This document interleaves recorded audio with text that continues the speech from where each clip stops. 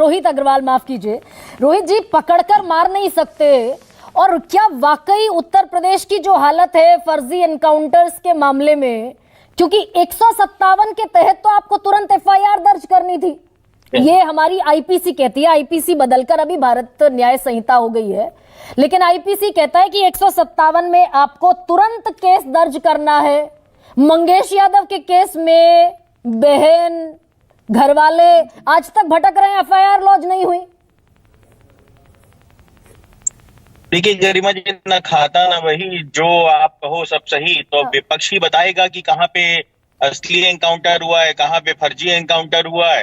अपने खाते वही के बारे में कुछ बता नहीं रहे हैं। जो 400 से ज्यादा एनकाउंटर इनके यहाँ हो गए, उस पे इनके पास कोई जवाब नहीं है कहने को। उस पे कह रहे हैं हमने तो जाति देख के किया नहीं था, तो इन्होंने और जो आज एनकाउंटर हो रहा है उसके फर्जी कर ऊपर दिए, तो आपको भी हर दिन फर्जी करने की मोहलत, अनुमति मिल गई?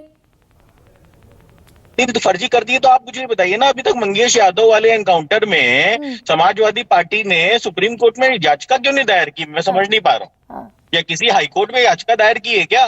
या किसी लोअर कोर्ट में याचिका दायर की है? ये थाने में जाके एफआईआर ही लिखवा देते, फिर ये कहेंगे कि एफआईआर हमारी लिखेगा कौन? तो कोर्ट तो आपकी सुनेगा ना। कोर्ट आपकी सुनेगा तो जाके कोर्ट के कम से कम शरण तो लीजिए। संविधान में जो आपके पास हक है, वो हक तो आप अवेल करिए ना। नहीं, आप आप बड़ा रोहित अग्रवाल, बहुत आसान है भाई, सुनील सिंह साजन से सवाल पूछ लेना। लेकिन 157 के तहत एफआईआर होनी थी, वो एफआईआर आज तक दर्ज नहीं हुई। इस पर सवाल कौन उठाएगा और कौन जवाब देगा इस पर? मजिस्ट्रियल जांच होनी थी, 10 सितंबर को आदेश दिया, आज तक उसमें बयान दर्ज नहीं हुए। अगर सब पाक साफ है तो लिख लीजिए एफआईआर 157 के तहत। नहीं गरिमा जी, सब कुछ जो है टीवी डिबेट के हिसाब से थोड़ी ना चलेगा। या आप अगर कह देंगे कि 157 के तहत लिख लीजिए और 10 सितंबर को ही होना चाहिए, क्या 10 सितंबर को ही थोड़ी ना हो जाएगा? अरे भाई, हर चीज का एक प्रोसेस है, और क्या समय बढ़ने का प्रोसेस नहीं है क्या? अगर समय बढ़ने का प्रोसेस है तो रिपोर्ट तो इमीडिएट दर्ज होनी चाहिए रोहित अग्रवाल। नहीं देखिए, जो होना चाहिए वो हो रहा है। और जहां पे भी अगर कहीं पे कोई टाइम लैग है या टाइम कम ज्यादा लग रहा है, तो उसके अंदर कार्रवाई होगी। कभी उस व्यापारी के बारे में भी तो बात करिए ना, जिस व्यापारी की दुकान लूट ली गई। अरे तो भाई कोर्ट है, संविधान है।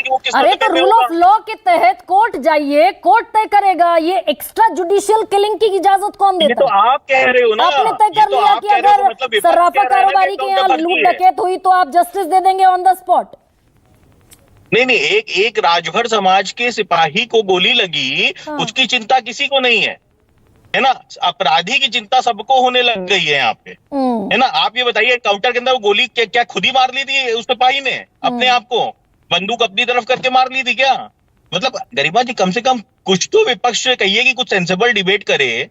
एक सिपाही घायल हो रहा है, पुलिस की जब तक हत्या ना हो जाए 2-4 की, तब तक आप मानेंगे नहीं कि एनकाउंटर जो असली था कि नकली था। यानी कि रोहित अग्रवाल, ये सेंसिबल डिबेट नहीं है कि आप ही के केंद्रीय गृह राज्य मंत्री लोकसभा में ये डेटा रख दें कि 22 में से 17 एनकाउंटर उत्तर प्रदेश में फर्जी हुए। ये सेंसिबल डिबेट नहीं है, इस पर डिबेट नहीं होनी चाहिए।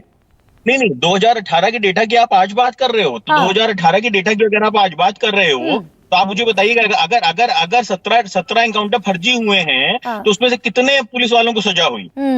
कितने पुलिस वालों को सजा हुई? अब ये यशोवर्धन झा आजाद